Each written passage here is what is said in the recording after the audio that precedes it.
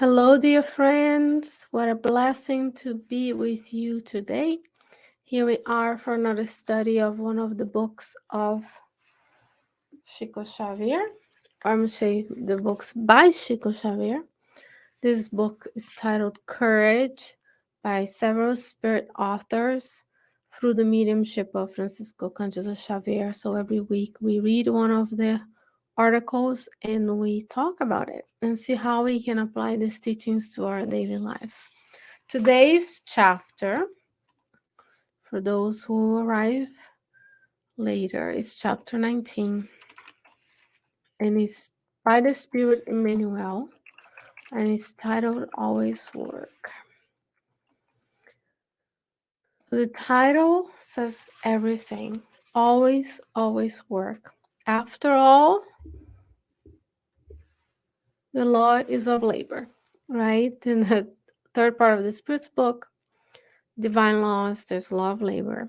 And labor or work is any useful activity. So what we are doing right now is useful activity, taking care of your home, taking care of your family, volunteering, being kind to others, praying, all useful activities. So let's see what Emmanuel has for us this week.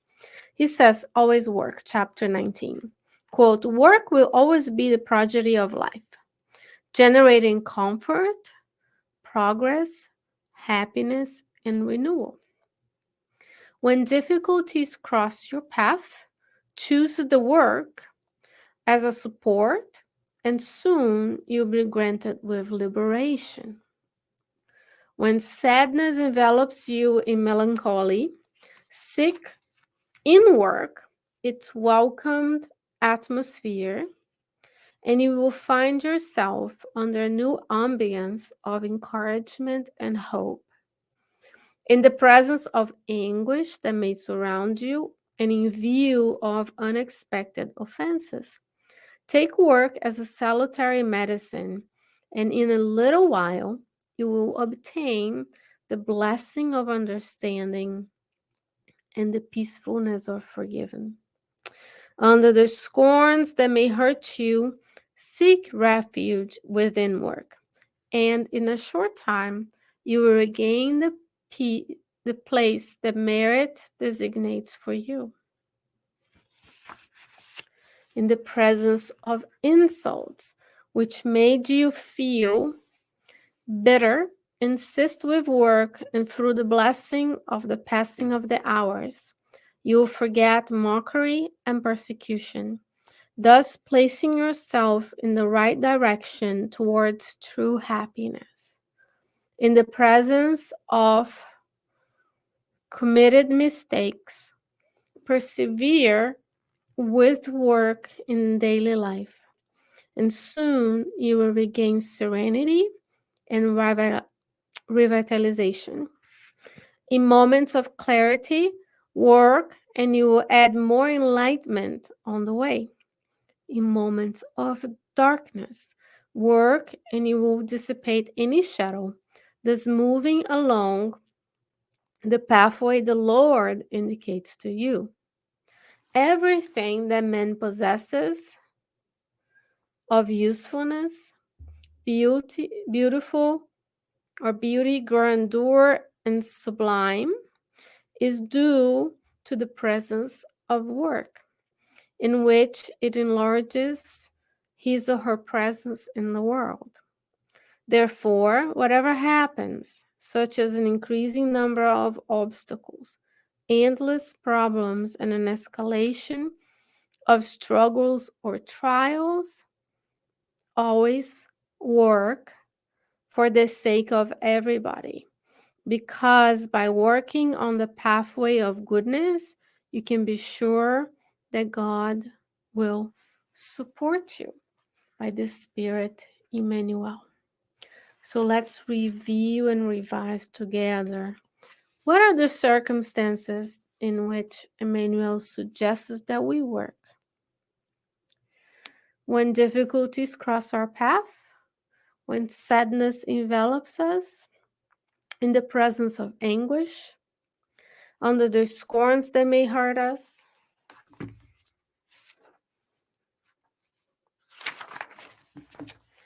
in the presence of insults, in the presence of committed mistakes, in moments of clarity, in moments of darkness.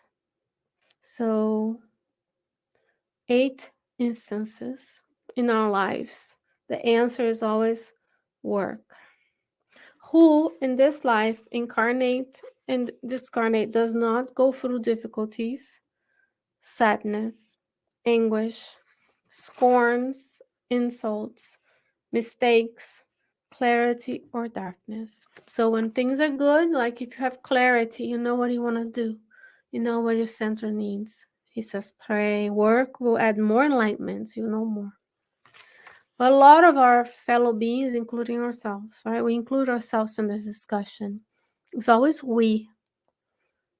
Nobody gets to be alive in this world by themselves. Never in from history of humankind you've pulled yourself up by your bootstraps. Even the boots that you're using to pull yourself up with, you have someone built for you. So someone built the schools, others went to school to be teachers, someone taught us to read, someone cared for us as infants, so on and so forth. So it's we. Of course, there's personal merit in hard work, but it's we. We are together in this planet of trials and expiations. We will conquer our darkness, our shadows, and move towards the light. Progress is the law. Third part of the Spirit's book again. But it's always work. Difficulties, then choose work as a support. Sadness, you find it under new ambience of encouragement if you work. If you have anguish, take work as a salutary medicine, and you obtain the blessing of understanding and the peaceful of forgiving. Under scorns, by working, you will regain the place that merit designates for you. In case of insults, insist with work, and you forget the mockery and persecution, placing ourselves a little bit closer towards the direction of happiness. When we have made mistakes and we persevere in work in our daily lives, we'll regain serenity and vitalization, because we're all going to have those instances of work.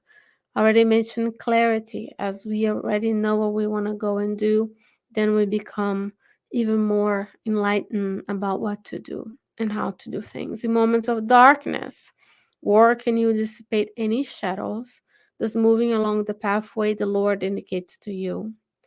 I'm going to make a parallel to the book Jesus in the Home. And forgive me for not knowing the exact chapter, but I think it's chapter 45. It's towards the end of the book. Jesus is meeting with the apostles. That's the setting of the book. Jesus in the Home. And they're discussing how they're going to obtain the kingdom of God. And Jesus allows them to discuss, and everybody has an idea of what to do. And the moral of the book is work, because Jesus will ask them, what kind of things grow in stagnant water? We know today, miasmas, they called it back then, but today we know virus, bacteria, things that will make the water not potable, so you can't drink it. What kind of fish doesn't move? That fish. What kind of things are not productive? Things in our life. So in that book, Jesus says, no matter what the circumstances, the way we get to the kingdom of God, the way we get to perfection, the way we get to be superior spirits through work. Many, many lifetimes, perhaps we came back to the earth and we fell onto the same traps of our impulses, our physical senses, of seeking pleasure through food, sex, alcohol, power, money. And in this lifetime, we are awakened. We've been awakened to our immortal existence. We've reincarnated many times, the mortality of the soul, and a multitude of lives we've lived. We're reincarnated many times, we're discarnated many times. We have the blessings of the forgetfulness of the past so that we can bring ourselves anew every day. So we don't know exactly what happened in the past, but we can tell what the seeds I sowed then is what I'm reaping today. So what we sow today, that means there's hope for the future because I can choose to sow, work to obtain the future happiness in the kingdom of God as we want to reach a place where we are serving, we're in communion with God, right? And we only get there as a superior spirit, as a Christ spirit like Christ. So there's a long road ahead of us, but we can accelerate the progress by working. The title of this is always work. So no matter what's going on throughout our lives, darkness, mistakes, insults, scorn, melancholy, difficulties, anguish, the choice is clear. Continue doing it. He says, at the end, I'm going to repeat the last paragraphs to wrap up. He says, therefore, he, Emmanuel, says, quote, therefore, whatever happens, such as increasing number of obstacles, endless problems, and an escalation of struggles or trials, always work for the sake of everybody, because by working on the pathway of goodness, you can be sure that God will support you. Isn't that beautiful? By the Spirit, Emmanuel. Friends, courage to be reborn each and every day as a new person, a person who is trying to get it better, become better each and every day. I hope that God will grant us another opportunity to meet again next week. It's always on the hands of God. God willing, I'll be back with you next week. But until then, stay well, stay safe, and I hope to see you soon. Take care.